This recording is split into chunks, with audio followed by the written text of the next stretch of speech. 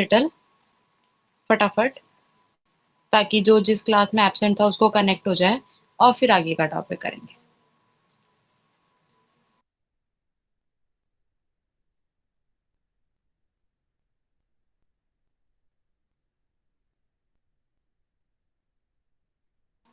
श्रुति आपका होमवर्क, पार्थ आपका होमवर्क,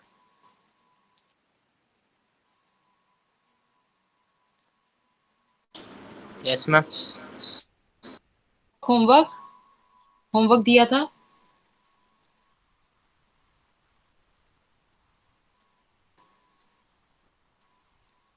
संस्कार आपका होमवर्क,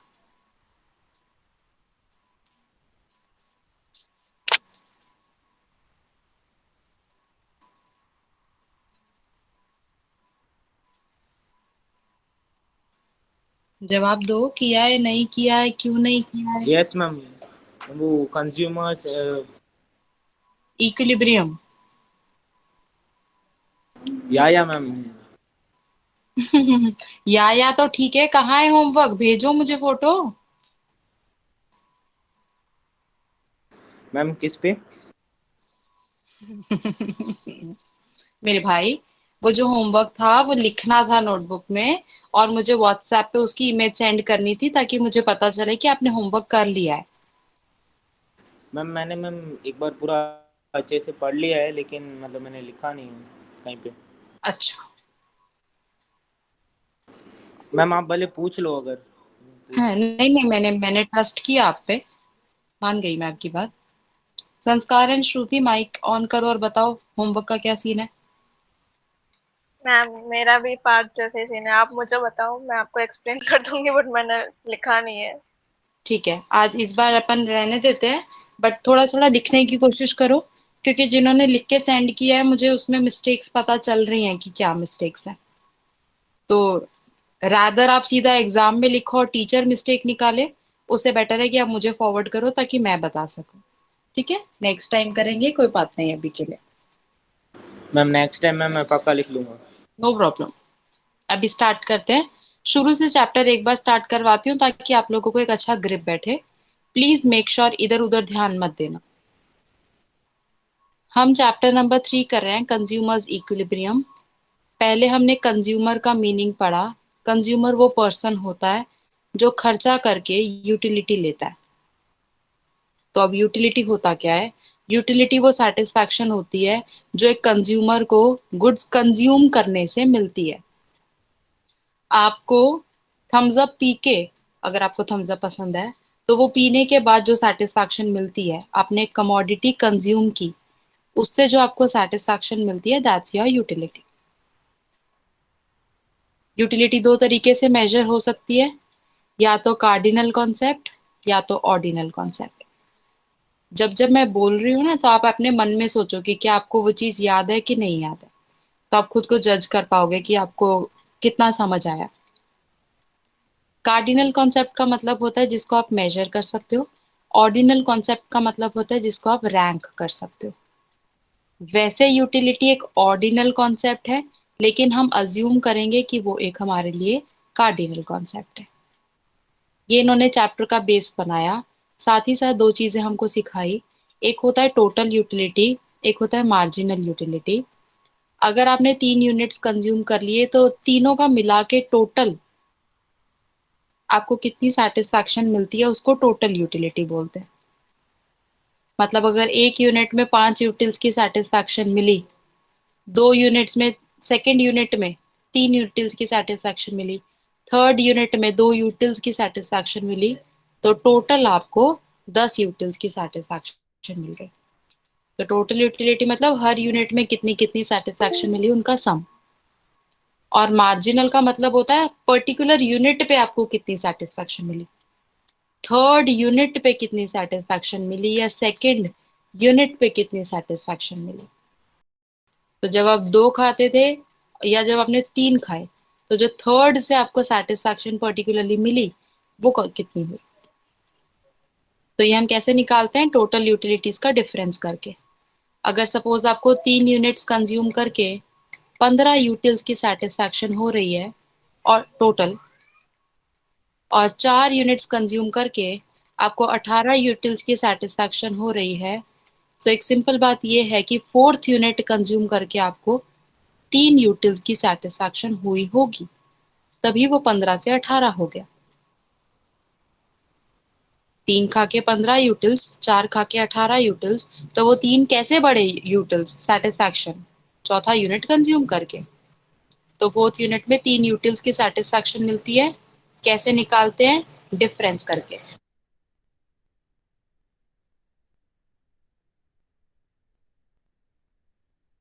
सो मार्जिनल यूटिलिटी का क्या फॉर्मूला? TUN, मतलब जैसे TU4 इस केस में माइनस TU3। तो चौथे यूनिट में से थर्ड यूनिट की टोटल सेटिस्फैक्शन जब आप माइनस करोगे तो आपको मार्जिनल की सेटिस्फैक्शन मिल जाएगी। फॉर्मूला याद रखना है, रिलेशन आएगा तो ये लिखना पड़ता है। ये वाला डायग्राम स्किप ही करना है, करने की जरूरत नहीं है एंड तक। ये आपका टेबल है। पहले मार्जिनल यूटिलिटी का कॉलम बनाना हमेशा, क्योंकि आपको एक बात पता है, मार्जिनल यूटिलिटी हमेशा फॉल होती है। उसका रीजन होता है law of diminishing marginal utility.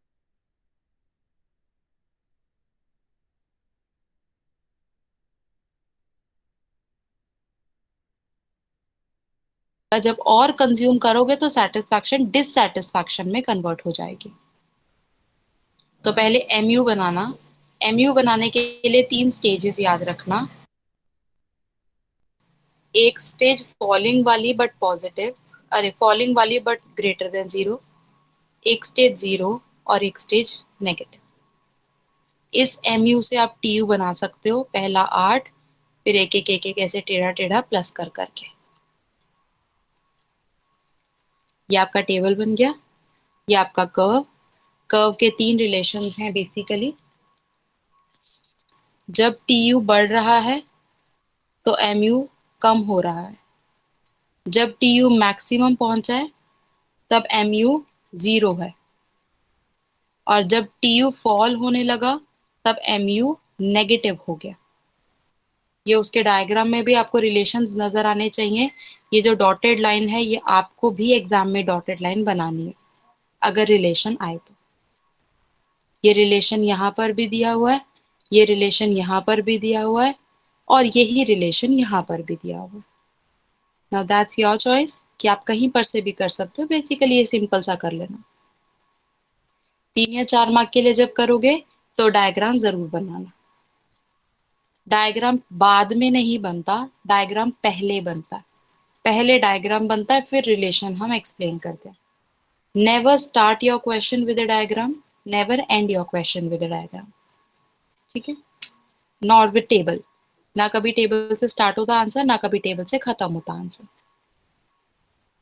ये एक पार्ट हुआ था। फिर law of diminishing marginal utility हमने समझा था। ये ऊपर की पूरी कहानी करने की कोई जरूरत नहीं होती, सिर्फ ये बॉक्स रीड करना है जो ये बोलता है कि जैसे जैसे आप एक प्रोडक्ट कंटिन्यूअसली खाते जाओगे, आपको जो हर यूनिट से सेटिस्फैक्शन मिलती है वो धीरे धीरे कम होती जाती है। उसका लॉजिक हम समझ चुके थे कि हमारा पेट भरता रहता है, एक की एक चीज बार बार खाएंगे तो सेटिस्फैक्शन कम मिलती है। ये दो तो बेसिक अजम्पशन थी कि भाई एक चम्मच चाय की बात नहीं कर रहे हैं हम लोग, एक कप चाय की बात कर रहे हैं। और ये जो कमोडिटी है इसके बीच में ब्रेक नहीं आएगा, खाते खाते कंटिन्यूअसली हम खा रहे हैं, क्योंकि वो ह्यूमन नेचर है, थोड़ी देर में फिर भूख लग जाती है तो हमको तुरंत तुरंत खाना है।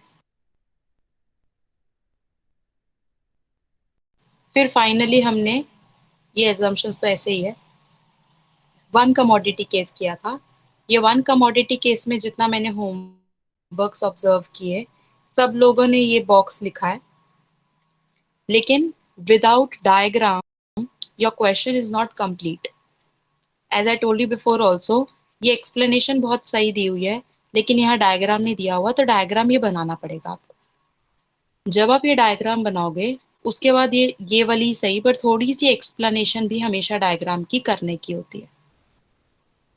तो आपका फॉर्मेट ऐसा रहता है, पहले आपको डेफिनेशन लिखनी है कंज्यूमर इक्विलिब्रियम की, फिर आपको कंडीशन लिखनी है, फिर आपको वो जो अजम्पशन जो भी आप लिखते हो प्राइस और एमयूएम की वो लिखनी है। फिर आपको टेबल बनाना है, फिर आपको डायग्राम बनाना है, और फिर आपको डायग्राम की 3-4 लाइन में एक्सप्लेन करना है। ये आपके 6 पॉइंट्स में आपका बनना चाहिए आंसर, और ये 6 मार्क का ही क्वेश्चन होता है। फुल 6 मिलता है अगर अच्छे से लिखते हो तो वन कमोडिटी केस एक बार रिपीट करते हैं, ध्यान से समझेंगे। सबसे पहले तो कंज्यूमर इक्विलिब्रियम का ही मीनिंग पूछ लेते हैं वो लोग, जो हमारे चैप्टर का नाम है कि भाई कंज्यूमर इक्विलिब्रियम क्या होता है। तो कंज्यूमर इक्विलिब्रियम का मतलब होता है एक ऐसा पॉइंट जहां पे कंज्यूमर सबसे ज्यादा खुश होके घर आया है। घर वर लिखना नहीं है, जस्ट इट मीन्स कि जहां पे कंज्यूमर को मैक्सिमम सेटिस्फैक्शन मिलती है। अब वन कमोडिटी केस है। यहाँ पर हम 3 चीजों को कंसीडर करेंगे। एक प्रोडक्ट के प्राइस को, जो हम कुछ भी अज्यूम कर लेंगे अपनी मर्जी से, 2, 5, 6 जो मर्जी। एक मार्जिनल यूटिलिटी ऑफ मनी को, ये भी हम अपनी मर्जी से कोई भी नंबर एक अज्यूम कर लेंगे, वो सेम रहेगा। और एक हमारे प्रोडक्ट की यूटिलिटी को, जो धीरे धीरे फॉल होगा डीएमयू की वजह से। ठीक है। मार्जिनल यूटिलिटी ऑफ मनी का मतलब क्या होता है? इसका मतलब होता है कि जब आप 1 रुपया खर्च करने को तैयार हो, तो उस 1 रुपए से कितने यूटिल्स, यूटिल्स वो यूनिट है यूटिलिटी मेजर करने का, तो एक 1 रुपी खर्च करने से, स्पेंड करने से कितने यूटिल्स की आप सेटिस्फैक्शन एक्सपेक्ट करते हो। इसको ऐसे एम, यू और एम ऐसे लिखते हैं। सपोज आपने ये 5 लिखा है, इसका मतलब ये है कि whenever you are spending 1 rupee, you are expecting कि आपको 5 यूटिल्स की सेटिस्फैक्शन मिलनी चाहिए।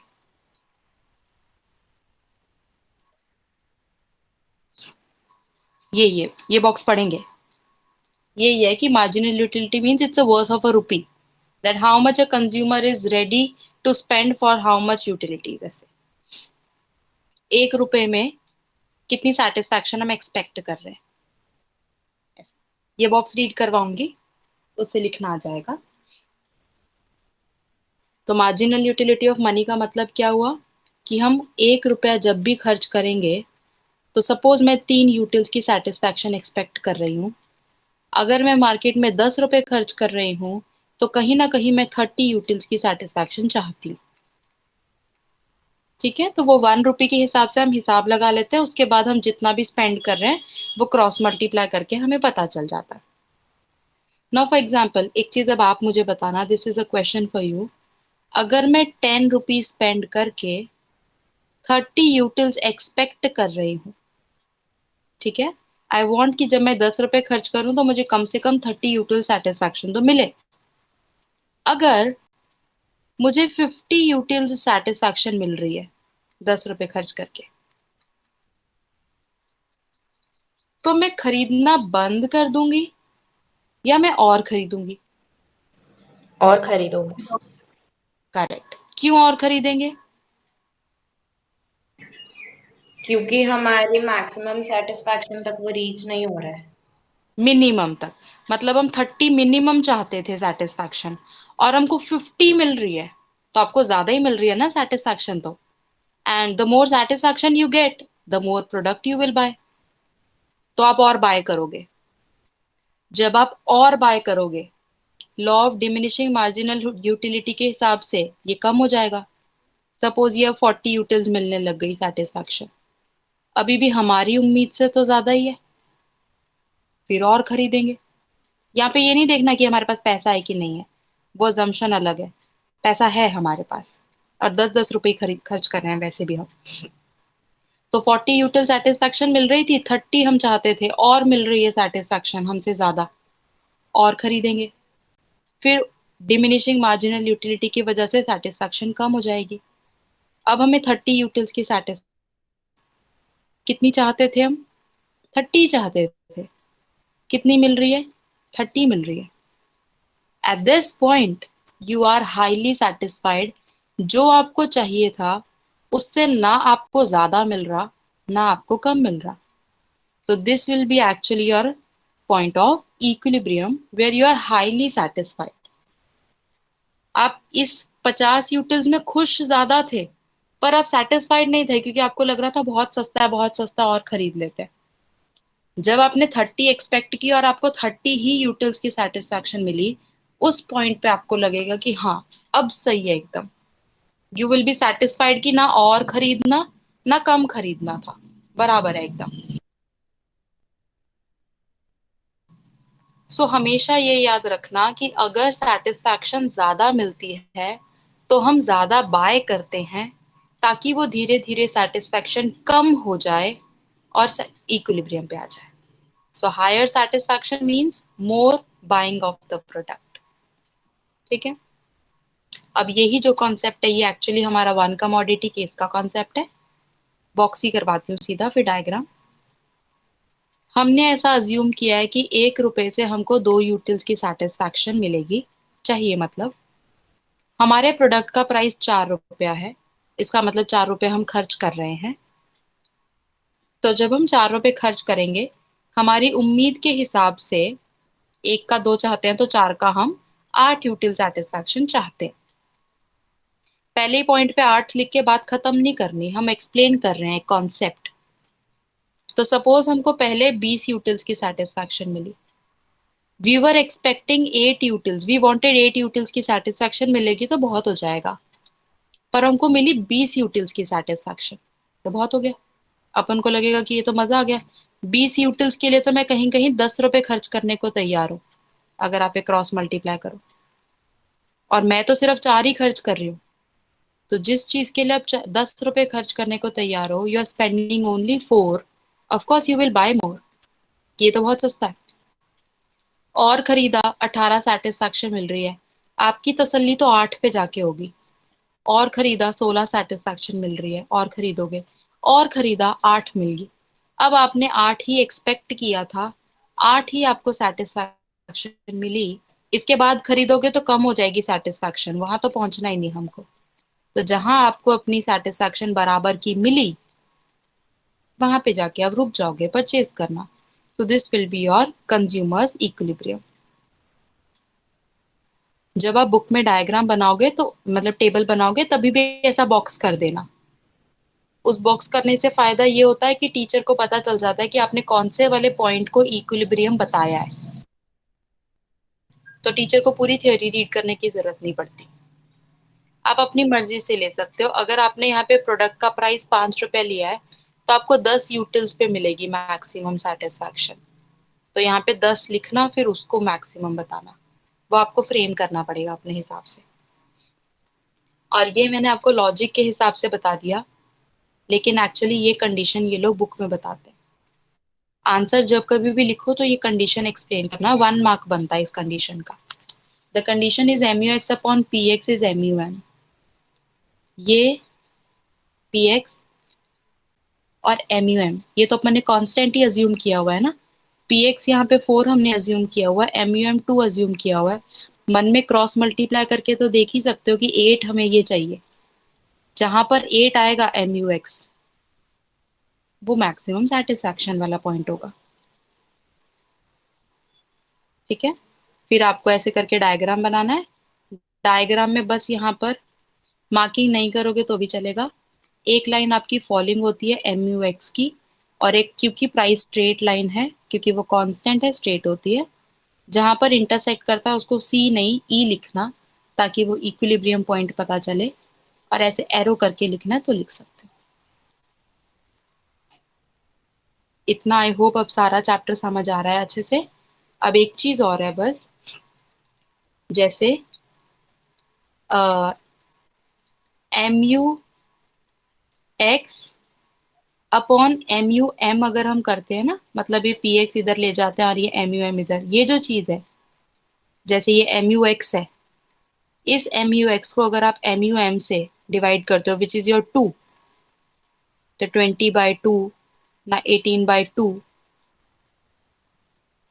उस चीज को हम बोलते हैं, ये जो हमने डिवाइड किया है, उस चीज को हम बोलते हैं MUX in terms of rupees.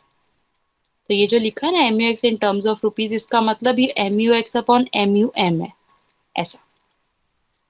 और ये जब आपके PX के बराबर हुआ, तब आपका वो इक्विलिब्रियम वाली कंडीशन सेटिस्फाई हो गई। बहुत सारे बच्चे ऐसे होते हैं जिनको ये पूरे साल तक पता नहीं होता कि इन टर्म्स ऑफ रुपीज क्या है। तो आप लोग ध्यान रखना, अगर सिर्फ MUX लिखा है उसका मतलब वो नॉर्मल यूटिलिटी की बात कर रहे हैं इसकी। अगर इन टर्म्स ऑफ मनी लिखा है इसका मतलब उन्होंने डिवाइड बाय MUM कर दिया है। तो हम जो डायग्राम बनाते हैं उसमें इन टर्म्स ऑफ मनी बनता है, और वो जब दोनों बराबर होते हैं, ये जो हमारी कंडीशन है, तो हमारा इक्विलिब्रियम का पॉइंट आता है। जब आप ये डायग्राम बनाओ उसके नीचे एक दो लाइनें कुछ भी लिख देना कि क्या एक्स एक्सिस पे, क्या वाई एक्सिस पे, कौन सा इक्विलिब्रियम का पॉइंट है। ये आपका पूरा रेपिटेशन हो गया जहां तक हमने किया है। कुछ हॉट्स के क्वेश्चन किए थे विच वर वेरी इंपॉर्टेंट, जो आप लोगों को बोला था कि एक बार समझ लेना। बट अब मैं वापस रिपीट करती हूँ, अगर आज और थोड़ा क्लियर हुआ कॉन्सेप्ट तो अब आपको ये क्वेश्चन ज्यादा समझ में आएंगे। फर्स्ट क्वेश्चन तो बच्चों वाला था, सेकंड से करते हैं। वो कह रहे हैं सेकंड क्वेश्चन में कि आप एक इक्विलिब्रियम पे हो। इक्विलिब्रियम कंडीशन का मतलब है कि MUX upon PX is equal to MUM position पे आप हो, या MUM सॉरी, या ये इधर मतलब PX is equal to MUX in terms of money की कंडीशन पे आप हो अभी, एक ही बात है वो। अब वो कह रहे हैं कि प्राइस कम हो गया, तो आप देखो कोई भी नंबर रैंडम लेके बता रही हूँ, आपको एक्सप्लेन कर रही हूँ। सपोज ये दोनों 100 पे इक्वल थे, प्राइस कम हो गया तो प्राइस 80 हो गया, वो 100 रह गया, तो MUX ज्यादा हो गया। मैंने इधर MUX लिया है। प्राइस कम हुआ तो दूसरी वाली चीज बढ़ गई ऑटोमेटिकली। MU होता क्या है, यूटिलिटी होता है ना। अभी अभी आपको बताया जब यूटिलिटी ज्यादा होती है तो क्या करते हो, यूटिलिटी ज्यादा मतलब सेटिस्फैक्शन ज्यादा होती है। आप मुझे बताओ जब सेटिस्फैक्शन ज्यादा होती है तो क्या करते हो आप लोग, खरीदते ज्यादा है। तो पहले आप इस कंडीशन पे थे इसलिए आपने खरीदना रोक दिया था। अब आपकी जो क्वेश्चन की कंडीशन है उसकी वजह से आप इस कंडीशन पे आ गए हो, जिस वजह से अब आपको सेटिस्फैक्शन ज्यादा हो रही है, तो आप खरीदोगे ज्यादा। क्या होगा खरीदने से, यूटिलिटी कम होगी। DMU की वजह से जैसे जैसे ज्यादा खरीदते हैं यूटिलिटी कम होती है, तो ये जो 100 और 80 था वो यूटिलिटी कम होके 80 हो जाएगा।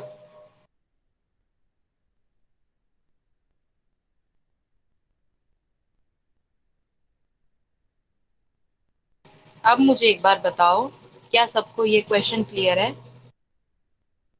Because I know last class में कुछ बच्चों को आया था, कुछ बच्चों को नहीं आया था।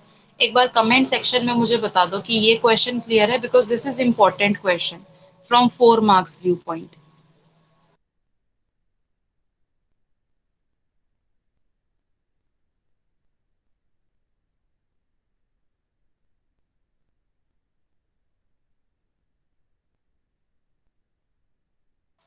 अगर आप लोग सुनोगे तो आई एम श्योर आएगा समझ में। अब अगर आप लोग सुनोगे ही नहीं तो फिर वो आपके ऊपर है। आई ट्राई माई बेस्ट कि मैं वो चीज रिपीट कर करके आपको समझाती रहूं बाय द एंड। ओके, एक और क्वेश्चन किया था तो हमारा पूरा रेपिटेशन हो जाएगा क्लास का। ये जो थर्ड क्वेश्चन था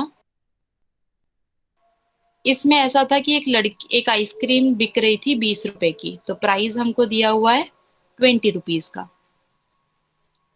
मार्जिनल यूटिलिटी ऑफ मनी दिया हुआ था 4 रुपीज। और वो जो लड़की थी प्रिया, उसको आइसक्रीम बहुत पसंद थी, उसने 4 क्वांटिटी आइसक्रीम ऑलरेडी खा ली थी। अब इन्होंने पूछा कि क्या उसको और खानी चाहिए कि या उसको रुक जाना चाहिए। अब उसने 4 क्वांटिटी खाई कि 10 क्वांटिटी खाई, हमको क्वांटिटी से नहीं पता चलता कि उसको रुकना चाहिए कि खाना चाहिए। हमको ये पता चलता है कि क्या उसकी सेटिस्फैक्शन मैक्सिमम हुई कि नहीं हुई।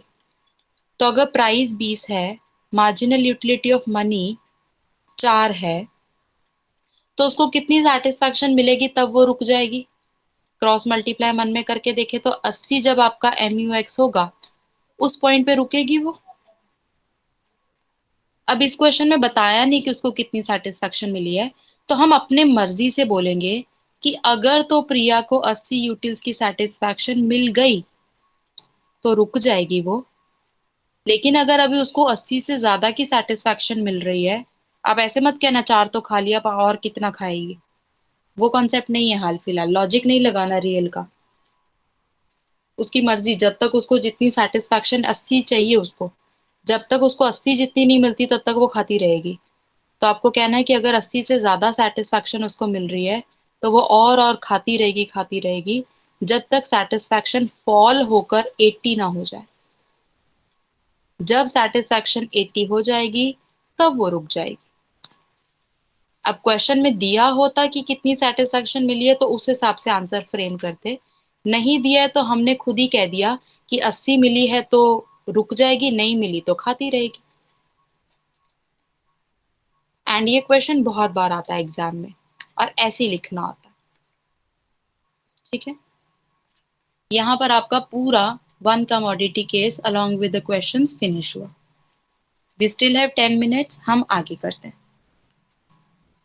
एक बात समझ लो, अगर माइक्रो इको के टॉपिक्स बाय हार्ट एक बार समझ आ गए ना तो आपको फाइनल एग्जाम में पढ़ने की जरूरत नहीं पड़ेगी वो।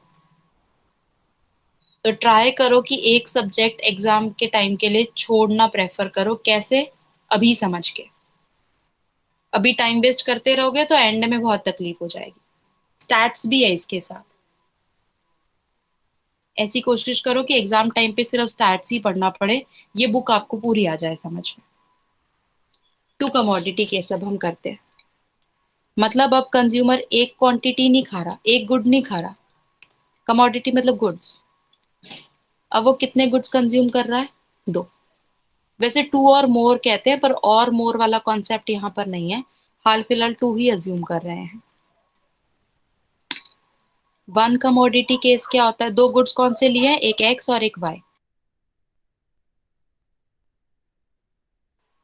जब हम एक कमोडिटी कंज्यूम करते हैं तो हमारी इक्विलिब्रियम की कंडीशन क्या होती है? MUX/PX = MUM। तो गुड एक्स की ये कंडीशन है तो गुड वाई की क्या होगी? कंडीशन तो यही होगी, बस एक्स की जगह वाई लिखेंगे। MUY/PY = MUM। एम तो सेम ही रहता है। पैसों से तो सेटिस्फैक्शन सेम ही एक्सपेक्ट कर रहे हो ना, एक्स खरीदो या वाई। अगर आप मैथ्स के हिसाब से इन दोनों को लॉजिक में लगाओ, अगर राइट हैंड साइड सेम होता है तो of course left hand side भी सेम होता है। तो दोनों कंडीशंस में राइट हैंड साइड क्या है? MUM, which is same. That means left hand side भी सेम होना चाहिए। तो ये आपकी टू कमोडिटी केस की कंडीशन है। ये ऊपर वाला एग्जाम में लिखने की जरूरत नहीं है, ये सिर्फ लॉजिक समझा रहे हैं कि ये कैसे आया।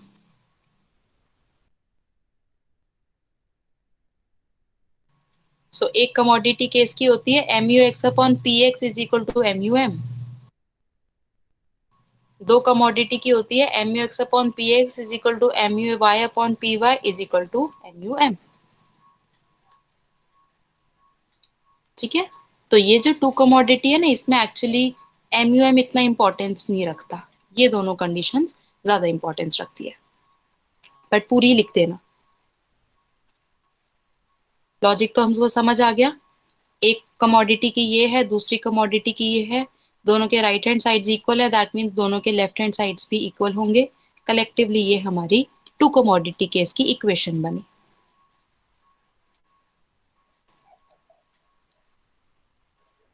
आंसर छुपा रही हूँ। एग्जाम्पल 1, MUX दिया है, PX दिया है, MUY दिया है, PY दिया है, MUM दिया है। मुझे बताओ तो कि क्या ये इक्विलिब्रियम में है कि नहीं, ऊपर वाला फॉर्मूला यूज करके।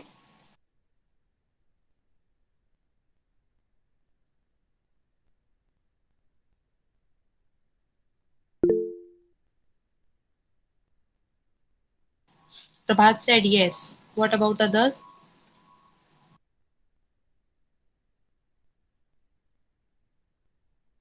कैसे पता चलता है इक्विलिब्रियम में है कि नहीं? ऊपर फॉर्मूला में पुट करना है। ऐसा क्वेश्चन नहीं आएगा एग्जाम में, ऐसे दिया है वो। 20/4 is equal to 25/5 is equal to 5। क्या सब सेम है? हाँ, सब सेम है। तो yes, they are in equilibrium. Example 2 बताओ, क्या वो इक्विलिब्रियम में है?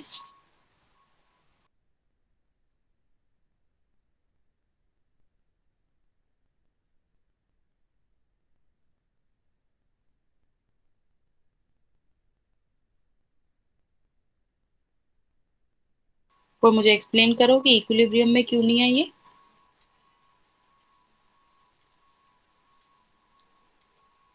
बहुत ही बच्चों वाली बात है, पर बताओ एक बार, कोई भी बोल दो माइक ऑन करके।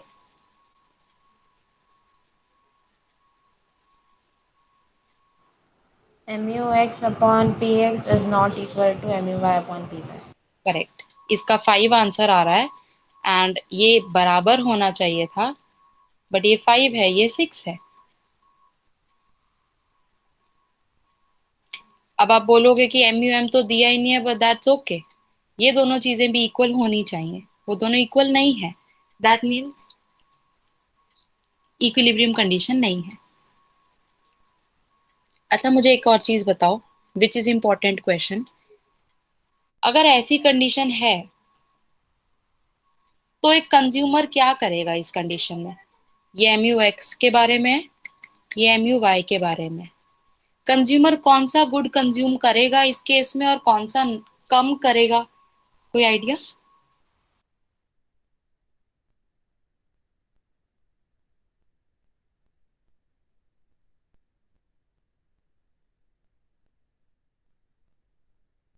MUX वो गुड कंज्यूम बाय। करेगा।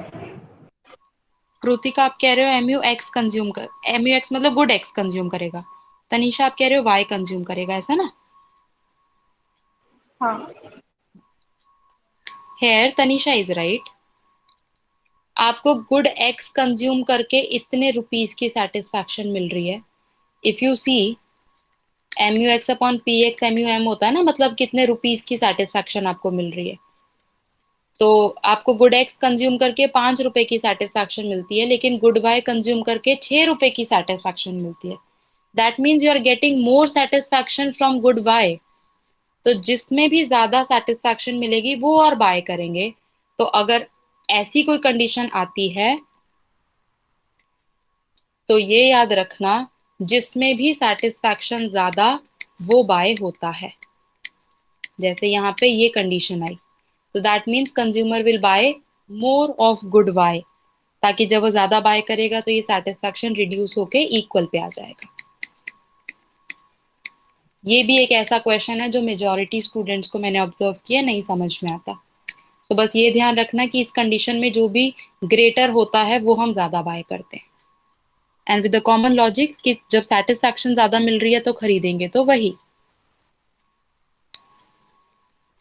Got it? ये स्किप कर सकते हो। ये बस ऐसे है कि जैसे अपन ने दो केस, बस ये लास्ट करते हैं आज के लिए। दो केसेस किए ना अपन ने, MUX/PX is equal to MUY/PY। अपना क्वेश्चन था ये, टू और सेवरल कमोडिटी। तो अगर दो से भी ज्यादा कमोडिटीज हैं तो भी सेम ही रहेगा। सपोज एक Z कमोडिटी और है तो वो MUZ/PZ हो जाएगा। सपोज कोई और कमोडिटी और है तो वो उसके इक्वल हो जाएगा, MUA/PA। मतलब जितनी भी कमोडिटीज हैं वो सब ऐसे इक्वल इक्वल होके MUM के इक्वल होगा।